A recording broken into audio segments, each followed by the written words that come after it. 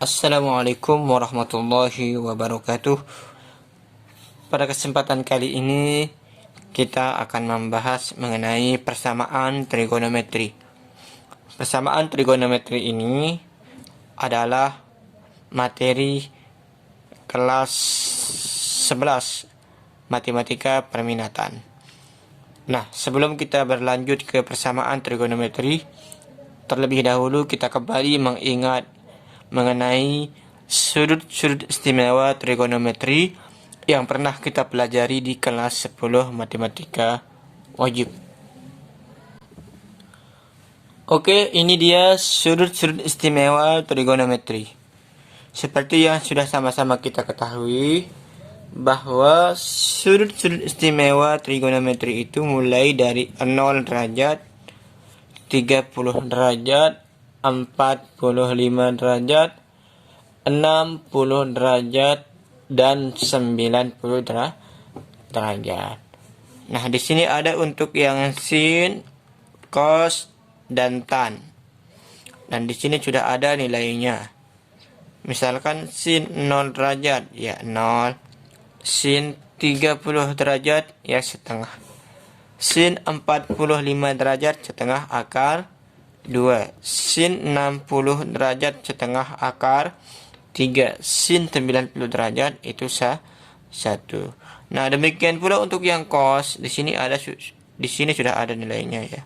Misalkan cos 0 derajat 1, cos 30 derajat setengah akar 3, cos 45 derajat setengah akar 2, dan seterusnya ya. Nah, kemudian untuk yang tan juga sudah ada di sini. Tan 0 derajat 0, tan 30 derajat sepertiga akar 3, tan 45 derajat itu 1, dan seterusnya. Nah, ini untuk yang sudut 0 dari 0 sampai 90 derajat. Nah, kemudian bagaimana kalau dia misalkan seperti ini? Nah, contoh soal yang ini misalkan. Sin 120 derajat. Ini nilainya berapa yang ini? Ya. Atau sin 150 derajat. Ini nilainya berapa? Nah, untuk menentukan sudut-sudut seperti ini yang lebih dari 90 derajat itu, kita kembali ke bentuk kuadrannya dulu. Nah, ini bentuk kuadrannya. Nah, di sini mulai dari 0 derajat, 90 derajat, 180 derajat, 270 derajat, dan 360 derajat. Artinya apa? Satu putaran itu nilainya 360 derajat. Nah, perhatikan. Dari 0 sampai 90 derajat itu, ini disebut dengan kuadran pertama ya. Dan di kuadran pertama itu semua positif ya. Semua positif di kuadran pertama. Nah, kemudian dari 90 sampai dengan 180 ini di sini namanya kuadran kedua ya. Dari 180 sampai 270 ini kuadran ketiga. Dari 270 sampai dengan 360 ini kuadran keempat. Nah, untuk positif negatifnya perhatikan, sekali lagi saya ulangi ya. Di kuadran pertama itu semua positif ya. Baik sin, cos ataupun tan, di kuadran pertama itu semuanya positif. Nah, kalau di kuadran kedua hanya sin saja yang positif. Ya, yang lain negatif. Nah, kalau di kuadran ketiga dia hanya tan yang positif. Ya. Kalau di kuadran keempat hanya cos yang positif. Nah, kalau kita ingin mengingatnya caranya begini. Semua sinta tanpa kosmetik gitu ya. Semua cinta tanpa kosmetik.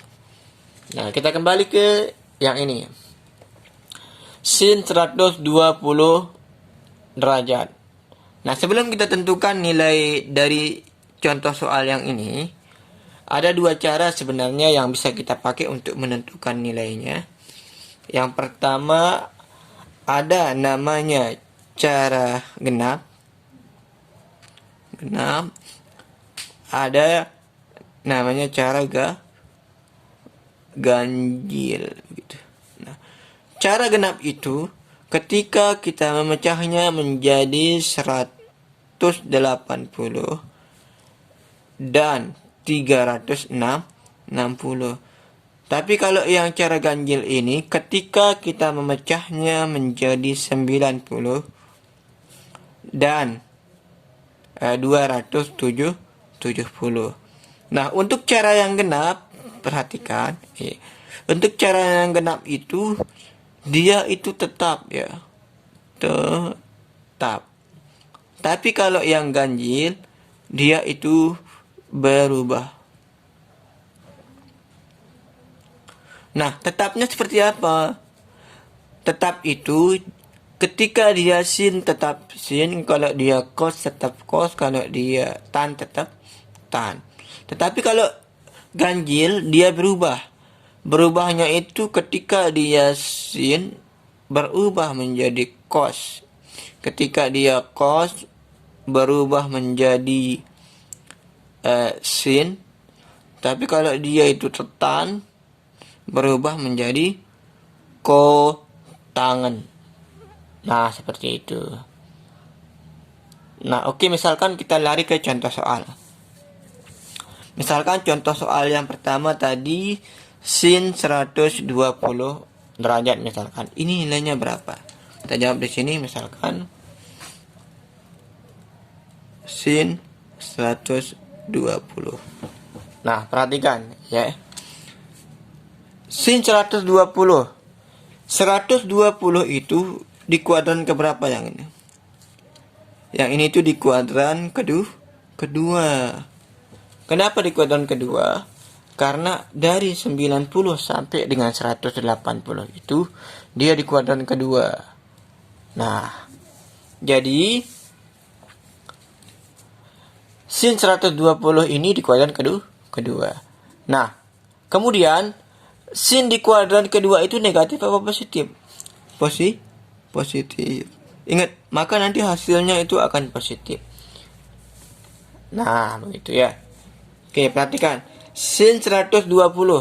Maka ini kita akan buat dia menjadi sin 90 ditambah berapa supaya dia 120 ditambah 30. Nah, karena kita mengubahnya menjadi 90, dia itu berubah menjadi cos. Ini 30 derajat. Sama dengan cos 30 derajat berapa? Cos 30 derajat itu setengah akar 3. Maka ini hasilnya. Nah, oke, kita lanjut ke yang kedua. Tadi soal yang kedua sin 150 ya. Sin 150. Sin 150. Nah, perhatikan. Sin 150 itu di kuadran keberapa? Ini itu di kuadran kedua. Sin di kuadran kedua itu negatif apa positif? Positif. Nah, maka ini kita pecah dia menjadi sin 90 ditambah berapa supaya dia 150? Ya 90 ditambah 60. Sama dengan ya. Nah, karena kita memecahnya menjadi 90, maka dia berubah menjadi cos ya. Cos 60 derajat. Sama dengan cos 60 derajat berapa?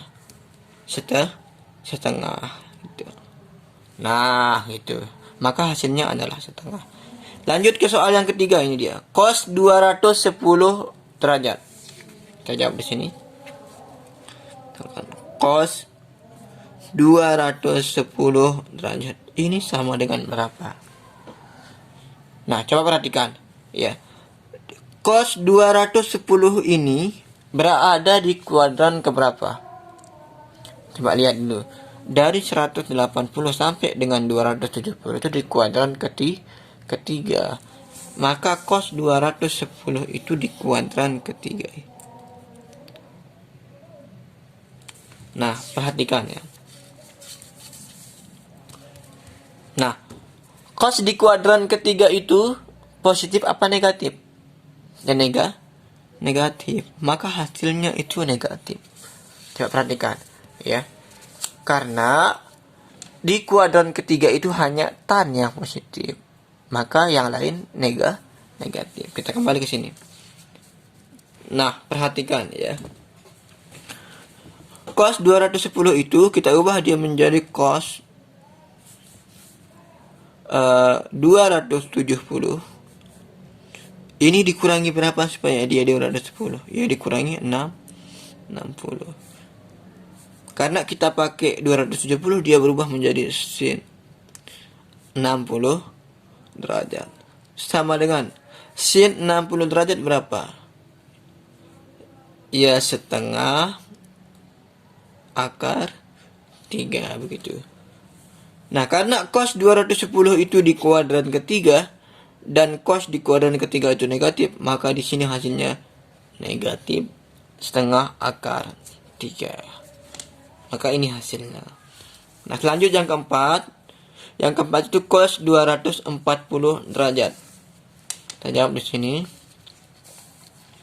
Cos 240 derajat ini sama dengan berapa? Nah, jadi cos 240 derajat ini di kuadran keberapa? Ini di kuadran ketiga. Nah, seperti tadi cos di kuadran ketiga itu hasilnya negatif. Maka kita pecah dia menjadi cos 270 dikurangi 30 ya. Supaya dia 240. Karena kita gunakan 270 dia berubah menjadi sin 30 derajat. Sama dengan sin 30 derajat berapa? Setengah. Karena cos di kuadran ketiga itu negatif, maka hasilnya negatif. Nah, ini kalau kita menggunakan metode ganjil 90, 90, 270, 270. Ini metode ganjil namanya ya. Nah, sekarang coba perhatikan soal yang nomor 5. Ya, yang nomor 5 ini cos 300. Cos 300. Di sini misalkan cos 300. Nah, kalau tadi kan kita pakai metode ganjil ya. Nah, sekarang bagaimana kalau kita pakai metode genap misalkan? Cos 300 itu kita pecah dia menjadi 360. Dikurangi berapa supaya dia 300 dikurangi 60 begitu. Nah, perhatikan ya. Kalau kita pecah dia menjadi 360, dia itu tetap ya, seperti yang ini. Karena dia itu metode genap dan tetap. Maka kalau dia cos tetap cos, ini cos 60 derajat sama dengan cos 60 derajat berapa? Setengah. Nah, begitu. Oke, perhatikan yang ini sekarang. Kalau tadi kan kita pakai metode genap ya. Yang ini juga kalau kita pakai metode ganjil bisa juga dan pasti hasilnya juga akan sama. Misalkan seperti ini. Cos 300 itu sama dengan cos, misalkan di sini 270 itu ditambah berapa supaya ada 300 ya 30. Maka sama dengan, karena kita menggunakan metode ganjil, dia berubah menjadi sin 30 derajat. Sama dengan sin 30 derajat berapa? Sin 30 derajat ya setengah begitu. Nah, ini dia. Maka di sini itu hasilnya setengah. Sama nggak dengan yang ini? Sama. Jadi walaupun kita pakai metode genap ataupun metode ganjil itu hasilnya sama ya. Nah, tadi kan yang nomor 4 ini kita pakai metode ganjil ya. Sekarang kita coba menggunakan metode genap misalkan. Maka dia akan menjadi cos 240 itu sama dengan, misalkan kita pakai di sini cos 180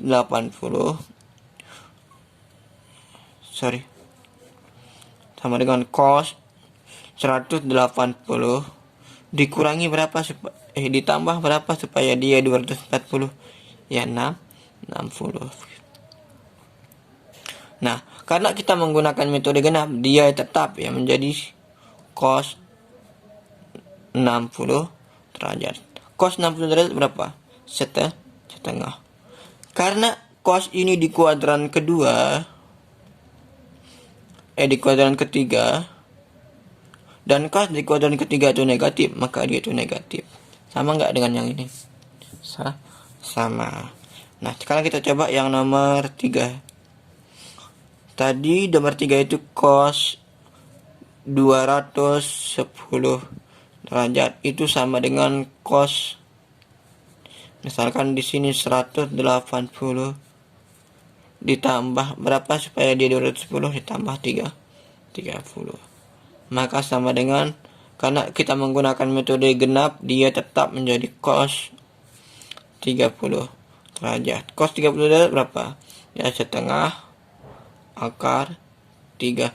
Karena di sini cos di kuadran ketiga dan cos di kuadran ketiga itu negatif, maka ini negatif. Sama nggak hasilnya dengan yang ini? Sama. Nah, tadi kan yang ini juga kita buktikan dia menggunakan metode genap, misalkan. Ini juga bisa. Misalkan seperti ini. Misalkan sin 150 ini sama dengan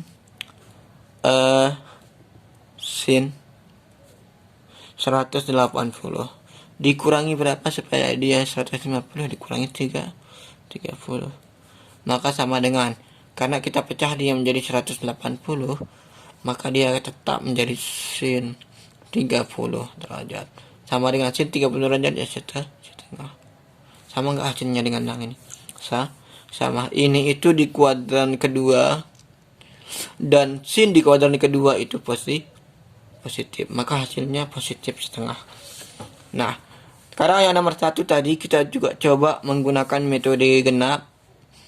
Sin 120 itu sama dengan sin 180 dikurangi 60 ya, supaya dia 120. Maka sama dengan ini metode genap, maka dia tetap menjadi sin 60 derajat.